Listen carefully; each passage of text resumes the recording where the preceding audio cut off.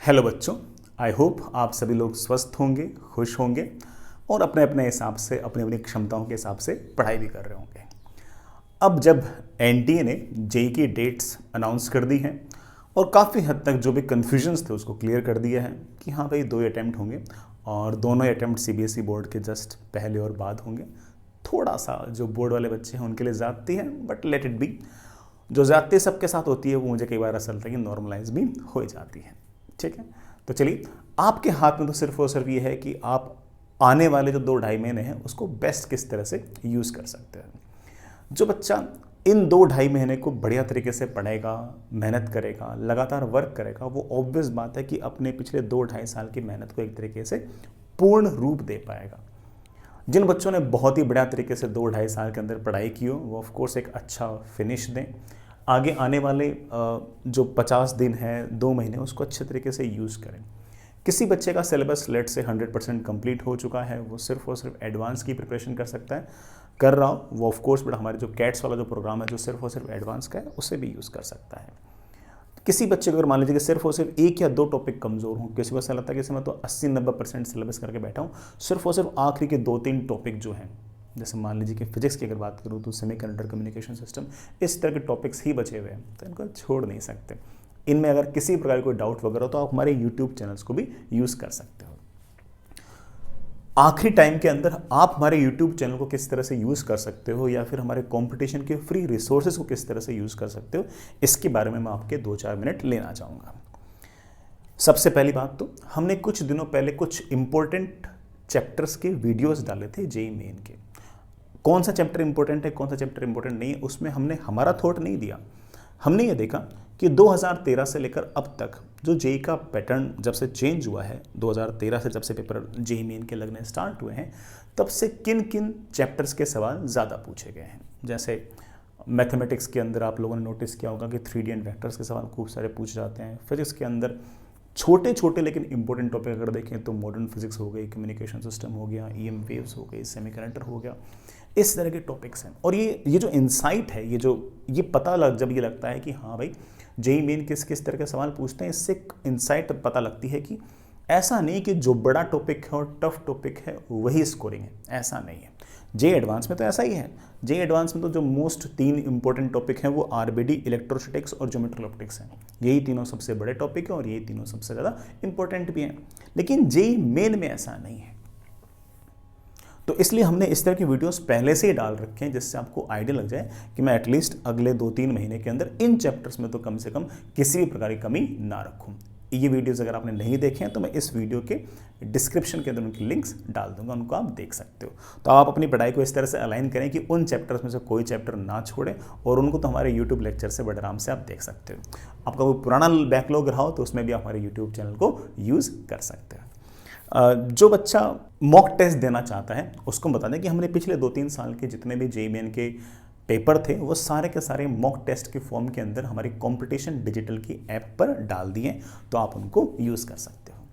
अब मैं मेनली जो मैंने ये वाला वीडियो बनाया ये सिर्फ और सिर्फ उस बच्चे के लिए है जिसकी पढ़ाई लिखाई थोड़ी कमज़ोर चली है और वो सिर्फ और सिर्फ 20-30% के आसपास ही सिलेबस करके बैठा हो। 20-30% सिलेबस ही क्यों हुआ हो, उसके पीछे n नंबर ऑफ कारण हो सकते हैं।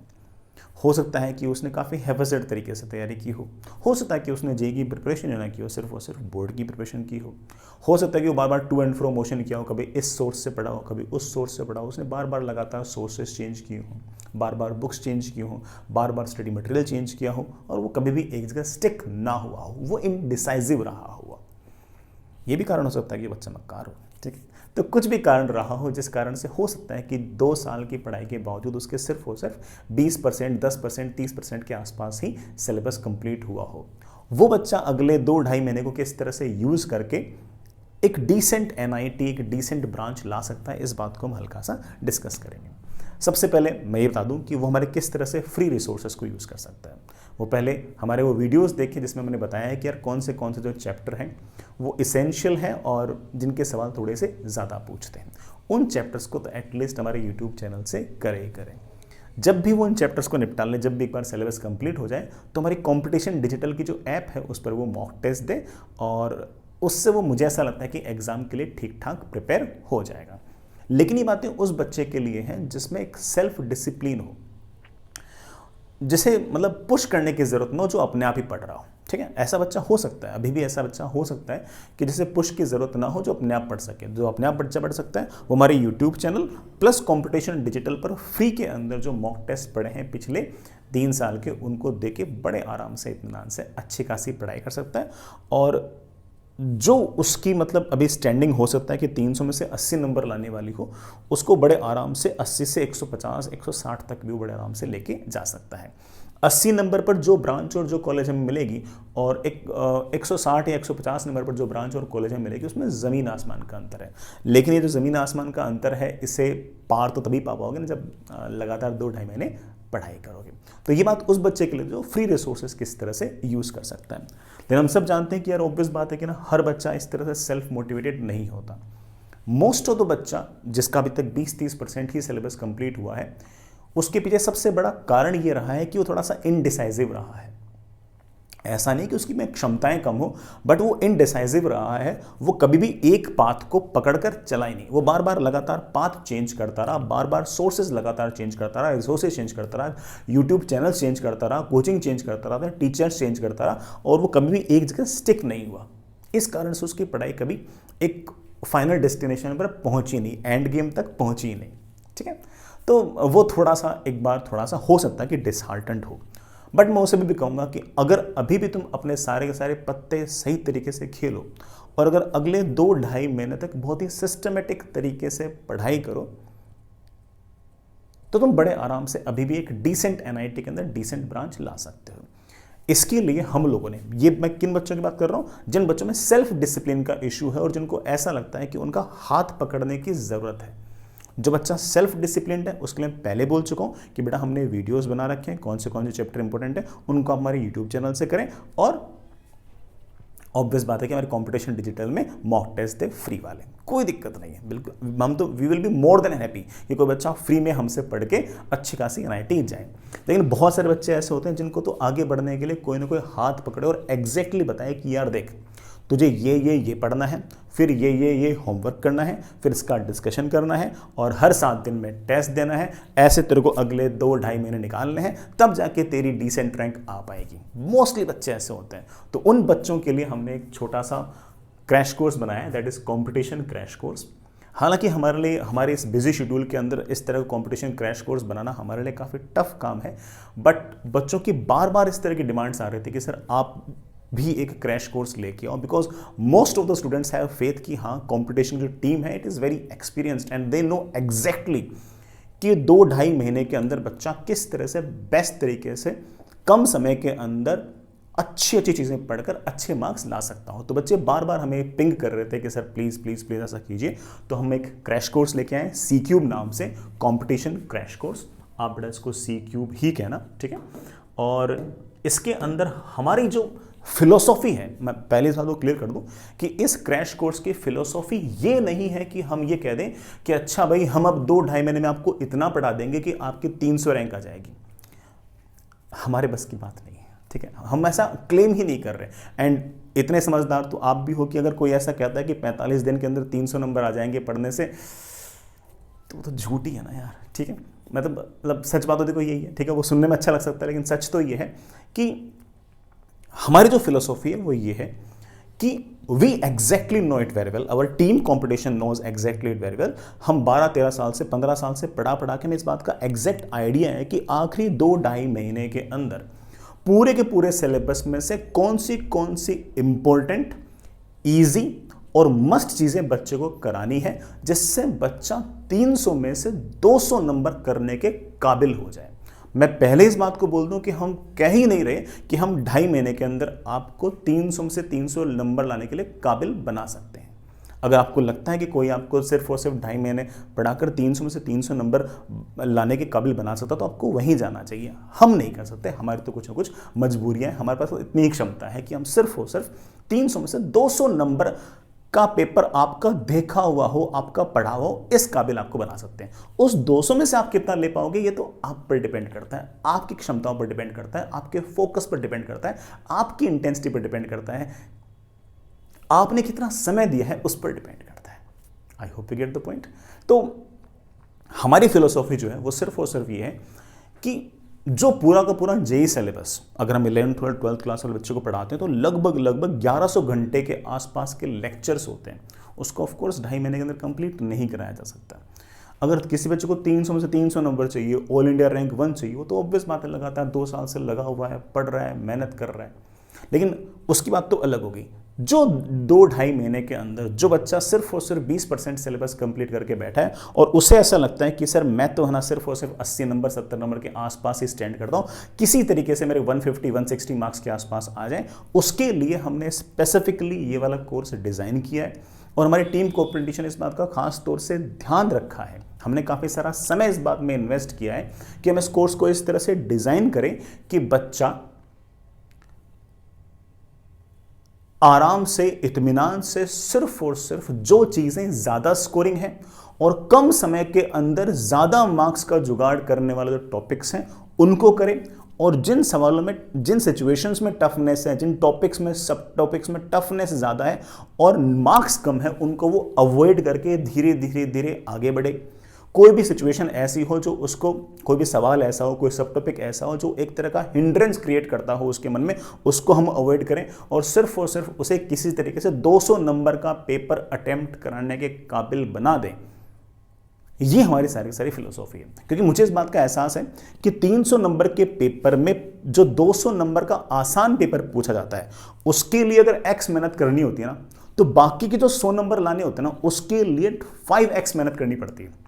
ये बात आपने भी देख ली होगी, क्योंकि 300 नंबर के पेपर में 200 नंबर तो आसान ही पूछते हैं। अगर बच्चा सिर्फ और सिर्फ उस आसान पर फोकस करे तो 200 नंबर ला सकता है। हाँ, उस 200 से 300 जाने के लिए उसे 5x टाइम्स मेहनत तो करनी पड़ेगी। तो हमारा सारा का सारा फोकस उस 300 से सिर्फ और सिर्फ 200 नंबर के लिए ही है। इसलिए सारा का सारा जो क्रैश कोर्स है सिर्फ उस बच्चे के लिए है जो बच्चा 20-30% सिलेबस ही करके बैठा। हम क्लियरली बोल रहे हैं इस बात को, उस बच्चे को हम 80 से 160-170 नंबर के आसपास पहुंचा सकते हैं। ये बैच हम लोग 7 मार्च 2022 से स्टार्ट कर रहे हैं। इसकी एंड डेट जो है बेटा दैट इज 13 मई 2022। इसमें बच्चा सोच रहा होगा कि सर इसके अंदर तो सर वो अप्रैल अटेम्प्ट तो चला ही गया मेरा। हाँ बेटा, वैसे देखें तो लग तो रहा है कि चला गया, बट हमने इसको इस तरह से मैनेज किया है कि हम 7 तारीख से वो टॉपिक स्टार्ट करेंगे जो इसेंशियल है, जो मस्ट है, कि जिनके पढ़े बिना हम कुछ और पढ़ ही नहीं सकते। जैसे केमिस्ट्री में मोल कंसेप्ट हो गया, जैसे फिजिक्स के अंदर अगर कहें तो शुरुआती काइनेमेटिक्स और न्यूटन्स लॉज और वर्क पावर एनर्जी हो गया। हम शुरुआत इन टॉपिक से करेंगे, उसके बाद हम सीधे ही उन टॉपिक्स पर आ जाएंगे जो आपके लिए सबसे ज़्यादा इंपॉर्टेंट है। 2013 से लेकर 2021 तक जिन चैप्टर्स के सबसे ज्यादा सवाल पूछे गए हैं उन चैप्टर्स को हम जस्ट उसके बाद करा देंगे। तो स्टार्टिंग हम करेंगे इसेंशियल टॉपिक्स से, उसके बाद हम सीधे ही मोस्ट इंपॉर्टेंट टॉपिक्स पर आ जाएंगे। और जब आप 16 अप्रैल को एग्जाम देने जाओगे तब तक आपका जो 60% सिलेबस कंप्लीट हो चुका होगा इस क्रैश कोर्स से। उसमें ये मान के चल लो कि जितने भी इंपॉर्टेंट टॉपिक्स थे या फिर जो इजी एंड इंपॉर्टेंट टॉपिक्स थे वो सारे के सारे उससे पहले हो चुके होंगे। 16 अप्रैल के बाद का जो समय बचेगा उसके अंदर हम बाकी के सारे आपके जो रिमेनिंग टॉपिक्स हैं वो भी करा देंगे। तो इसका मतलब जब बच्चा पहला अटेम्प्ट देने जाएगा तब तक तो वो सारे के सारे essential, conceptual essential and important topics सारे करके जा चुका होगा। और जब वो मई वाला अटेम्प्ट करने जाएगा तब तक तो वो पूरा ही सिलेबस कंप्लीट करके जाएगा। तो इसलिए आप बिल्कुल निश्चिंत रहें कि हमने डिज़ाइन ही इस तरह से किया है, हमने एक तरीके से कोर्स प्लानर ही इस तरह से बनाया है कि पहले अटेम्प्ट से पहले भी बच्चा जो है वो कम से कम 60-70% पेपर कर सके। इजी एंड इंपॉर्टेंट सारे टॉपिक उससे पहले हो जाएंगे और उसके बाद वाले ऑफकोर्स थोड़ा सा टफर साइड के टॉपिक होंगे। तो हमने टॉपिक्स छांटे ही इस तरीके से ही है। बैच का एक्सेस आपके पास बड़ा जेईई एडवांस 2022 तक रहेगा। टोटल लेक्चर्स पर सब्जेक्ट 50 होंगे। कुल मिलाकर बड़ा 3 सब्जेक्ट है तो कुल मिलाकर 150 लेक्चर्स होंगे। हर लेक्चर जो होगा बड़ा वो 1.5 घंटे का होगा, 90 मिनट के आसपास होगा। ठीक है, तो दिन में बड़ा ऑब्वियस बात है कि वैसे तो 4.5 घंटे का लेक्चर है, लेकिन इनको करने में लगभग 6 आवर्स के आसपास का समय तो लग ही जाता है। बच्चा नोट्स भी बनाता है, सवाल खुद भी करता है, तो लगभग 6 घंटे का समय तो लग ही जाता है। मैं ये बात इसलिए बता रहा हूँ क्योंकि आपके दिमाग में रहे कि हाँ भी मुझे इतनी मेहनत करनी है तभी ये कोर्स लेना है, अदरवाइज नहीं लेना। ठीक है, कोर्स की जो फीस है दैट इज 2999। 6 दिन क्लास होंगी वीक के अंदर, फिजिक्स केमिस्ट्री मैथ्स की कुल मिलाकर 18 क्लासेस। जो भी चीज़ आपको पढ़ाई जाएगी उस पर हर दिन आपको हर सब्जेक्ट में 25 क्वेश्चंस दिए जाएंगे। 25 क्वेश्चंस पर सब्जेक्ट आपको दिए जाएंगे, तो कुल मिलाकर एक दिन में आपको 75 क्वेश्चंस करने हैं। इन 75 क्वेश्चंस को करने के लिए आपको पास बेटा लगभग 3 घंटे के आसपास का समय आपको लगेगा। 6 घंटे का समय ये हुआ, 3 घंटे का समय ये हुआ। ये जितने भी सवाल आपके पास होंगे इनके बड़ा सॉल्यूशंस वगैरह आपके पास होंगे। फिर भी अगर आपको कोई डाउट वगैरह आता है तो आप जूम की डाउट क्लास के अंदर, लाइव डाउट क्लास के अंदर अपने सवाल पूछ सकते हो, अपने डाउट्स भी पूछ सकते हो। ठीक है, मैं ये सारी की सारी बात इसलिए बोल रहा हूँ क्योंकि ये 6, 3 और डाउट क्लास में अगर कोई बच्चा मान लो कि 15-20 मिनट आता है तो लगभग 10 घंटे के आसपास का समय उसे रोज देना पड़ेगा। अगर आपको ऐसा लगता है, किसी ऐसे बच्चे को जिसको ऐसा लगता है कि मैं लगभग 70-80 नंबर के आसपास लेके आ रहा हूँ और मुझे लगभग 150-160 के आसपास जाना है, तो उसे अब से लेकर जेईई मेन के जो सेकंड अटेम्प्ट है तब तक रोज 10-12 घंटे तो पढ़ना ही पड़ेगा। और वो एग्जैक्टली अगर इसी शेड्यूल से अगर 10 घंटे पढ़ेगा तो वो बड़े आराम से इस जंप को कवर कर सकता है, इस 80 से 150 नंबर के जंप को कवर कर सकता है। बट अगेन ये सारा का सारा मैंने प्लान बताया, ये प्लान इस तरह का है कि बच्चे का बैकलॉग क्रिएट ना हो।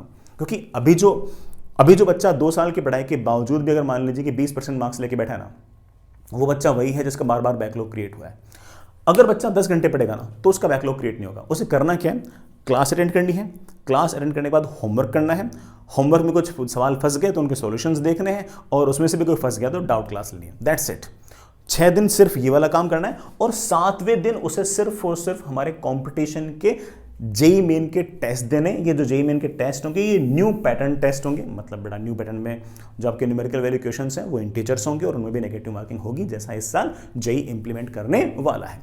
तो बच्चे को एग्जैक्टली पता है कि उसे 7 दिन क्या करना है। 6 दिन तो उसे सिर्फ और सिर्फ क्लास अटेंड करनी है, जो होमवर्क मिला है वो करना है, कोई डाउट आ गया तो उसके सॉल्यूशन देखने हैं, और ऑफ कोर्स जूम के अंदर लाइव डाउट क्लास में जाना है। दैट्स इट, और कुछ नहीं करना। इसमें ही उसके लगभग 10 घंटे के आसपास का समय निकल जाएगा। उसके पास ना तो और कुछ करने के लिए समय है, ना ही उसे और कुछ करने की फिलहाल जरूरत है। 7वें दिन उसे सिर्फ और सिर्फ टेस्ट देना है। टेस्ट देने के बाद हल्का सा एनालाइज करना है कि यार कौन से सवाल गलत हो रहे हैं और कैसे कैसे सवाल मेरे से गलत हो रहे हैं। ये सारा का सारा काम अगर वो बच्चा लगातार बार बार रिपीट करेगा, क्लास अटेंड करना, होमवर्क करना, टेस्ट देना, क्लास अटेंड करना, होमवर्क करना, टेस्ट देना, ये लगातार बच्चा अगर वो रिपीट करेगा, तब जाके उसके 2-2.5 महीने के बाद मई वाले अटेम्प्ट के अंदर अच्छे खासे जो उसने सोचे थे वैसे मार्क्स उसके आने स्टार्ट हो जाएंगे। मैं इस बात को बहुत ही क्लियर कर देता हूं कि ये वाला जो हमने क्रैश कोर्स स्टार्ट किया ये सिर्फ और सिर्फ जेईई मेन का है, ये जेईई एडवांस का नहीं है। हम इसमें जेईई एडवांस के टाइप की कोई चीज छेड़ेंगे भी नहीं, ये सिर्फ और सिर्फ जेईई मेन का। अरे यार तुम खुद ही सोचो, जेईई एडवांस का कैसे पढ़ा सकते हैं, 2.5 महीने का वैसे कोर्स है, सारा का सारा सब कुछ कंप्लीट कराना है, तो हम सिर्फ और सिर्फ जेईई मेन स्पेसिफिक चीजें ही पढ़ाएंगे।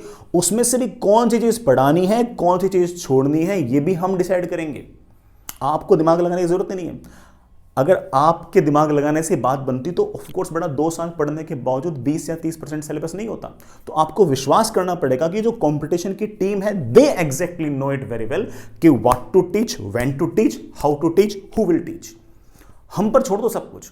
हमारा तो पिछले 15 साल से 16 साल से काम ही यह है कि जो बच्चा बिल्कुल आखिरी के 2-2.5 महीने के अंदर किस तरीके से समय को यूज करके अपनी रैंक को बेटर कर सकता है। तुम्हें टीचर बनने की जरूरत नहीं है, तुम तो स्टूडेंट बन जाओगे। हाँ सर आप तो बताओ प्लान क्या है, मैं तो सिर्फ और सिर्फ एग्जीक्यूट कर सकता हूं। तुम्हारा काम तो सिर्फ और सिर्फ चीजों को एग्जीक्यूट करने का है, बल्कि कौन सा टॉपिक पढ़ाएंगे हम पर छोड़ो।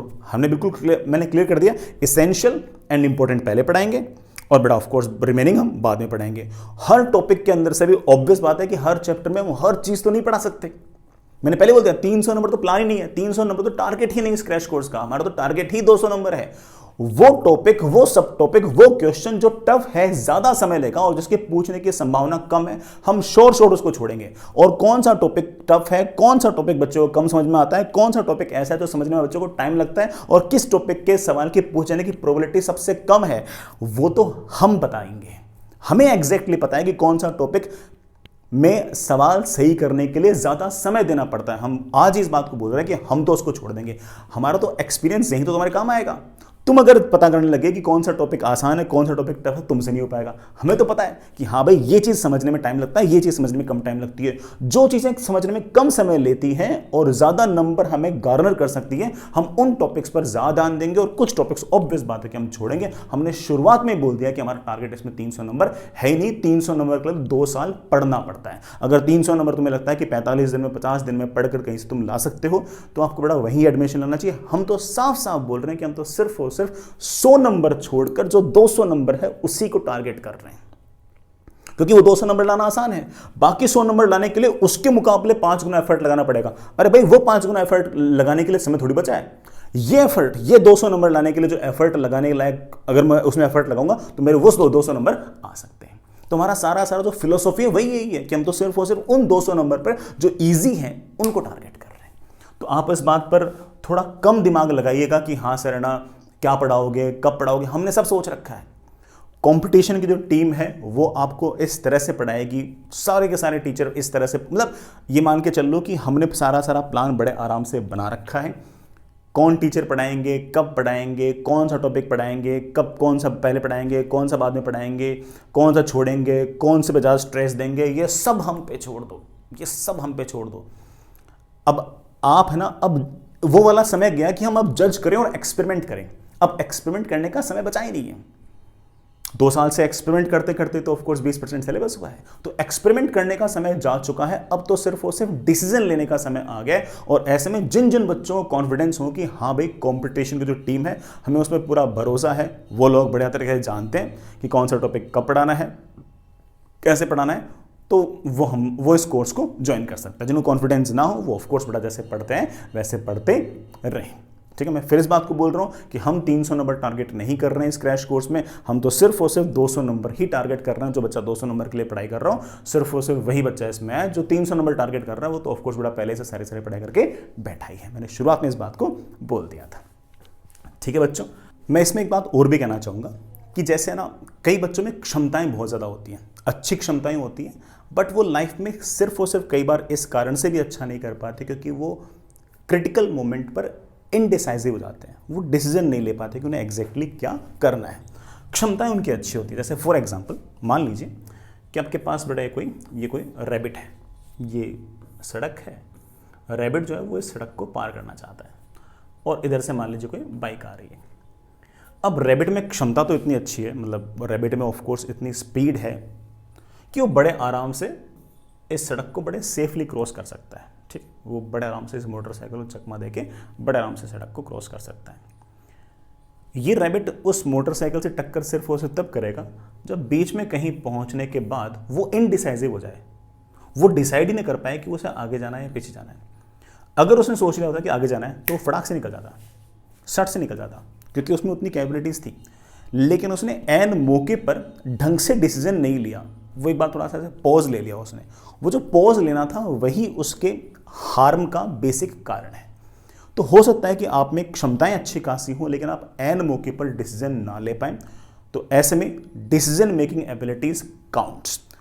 अच्छे डिसीजंस लेना बहुत ही ज़्यादा इंपॉर्टेंट है। तो मैं कहूँगा कि बेटा अच्छे डिसीजंस लें और अगले 2-2.5 महीने के अंदर बढ़िया तरीके से पढ़ाई करें। अभी भी पढ़कर बच्चा आराम से 80 से 150 नंबर तक पहुंच सकता है और अच्छी खासी ब्रांच, अच्छी खासी एनआईटी के अंदर वो लैंड हो सकता है। ऑफ कोर्स प्राइवेट कॉलेज में और एनआईटीज में अच्छा खासा डिफरेंस है, ब्रांच में भी अच्छा खासा डिफरेंस उस केस में आएगा। So you can land at better positions. ये वाली बात का खास तौर से आप ध्यान भी रखें कि हाँ भाई 80 में और 150 में ज़मीन आसमान का अंतर है। 300 नंबर नहीं आ रहे इसका मतलब थोड़ी कि मैं पढ़ाई नहीं करूँगा। सभी के 300 थोड़ी आते हैं यार। ठीक है, अगर मान लो कि आईआईटी बॉम्बे दिल्ली में कंप्यूटर साइंस नहीं मिले तो क्या पढ़ाई नहीं करेंगे क्या? बाकी लोग जीते नहीं क्या? तो डिपेंड ही करता है कि यार हम अपने 2-2.5 महीने जो उसको किस तरह से बेटर तरीके से यूज़ करें।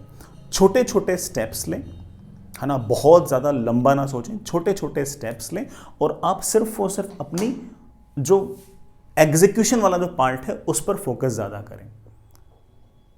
पढ़ाने वाला जो काम है वो ऑफकोर्स बड़ा आप टीचर्स पर छोड़ दें। They know it much very well कि एग्जैक्टली आपको कब कब कैसे कैसे क्या क्या चीज़ें डिलीवर करनी है। आपको तो सिर्फ और सिर्फ ये सोचना है कि जो टीचर्स ने हमें एक तरह से जो प्लेट में परोस रखा है मैं उस सारे को सारे खा सकता हूँ या नहीं खा सकता हूँ। आपको तो सिर्फ और सिर्फ ये कोशिश करनी है कि जो भी टीचर्स आपको डिलीवर कर रहे हैं उसको आप पूरा का पूरा ढंग से पचा पाते हो या नहीं पचा पाते हो। इस पूरे के पूरे क्रैश कोर्स के अंदर हमने सारे के सारी बातें बड़े आराम से सोच रखी है कि बच्चा किस तरीके से अगले 2-2.5 महीने को यूज़ करके दोनों ही अटैम्प्ट्स के अंदर एक डिसेंट परफॉर्मेंस दे सके। हमने ये भी कोशिश की कि पहला अटैम्प्ट उसका वेस्ट ना जाए, इसलिए जितने भी अच्छे इंपॉर्टेंट बेसिक को टॉपिक्स हैं वो हमने पहले कराए और रिमेनिंग टॉपिक्स हमने बाद में कराए हैं। तो ये चीज़ें हमने बड़े आराम से थॉट आउट कर रखी हैं। आपको बिल्कुल भी चिंता करने की ज़रूरत है इस बात, हाँ मैं पहले ही कह दूँ ये एडवांस के लिए नहीं है, सिर्फ और सिर्फ जेईई मेन के लिए है। हमने सारा का सारा चीज़ें प्लान बड़े आराम से कर रखी है। तो जिन बच्चों को कॉन्फिडेंस होगी, competition team knows very well कि ना who will teach, how will teach, what topics will be skipped, what topics will be stressed more। जिन बच्चों को कॉन्फिडेंस है कि हाँ भाई इस टीम को पूरा का पूरा सारा ज्ञान है, उनको अपने एक्सपीरियंस से सारा ज्ञान है कि जिनको कैसे करना है, वो लोग इस कोर्स को ज्वाइन करें। और मैंने कोर्स की फ़ीस वगैरह सब कुछ बताई दी है। कंपटीशन की ऐप और कंपटीशन डिजिटल की ऐप पर भी बाय कर सकते हो, वेबसाइट पर भी आप इसको बाय कर सकते हो। आई होप मेरे ख्याल से मैंने आपके सारी क्वेरीज सॉल्व कर दी। फिर भी आपको कोई डाउट वगैरह हो तो आप कमेंट बॉक्स में लिख सकते हो, मैं रिप्लाई करने की कोशिश करूँगा। आप पढ़ाई करते रहिएगा। All the best.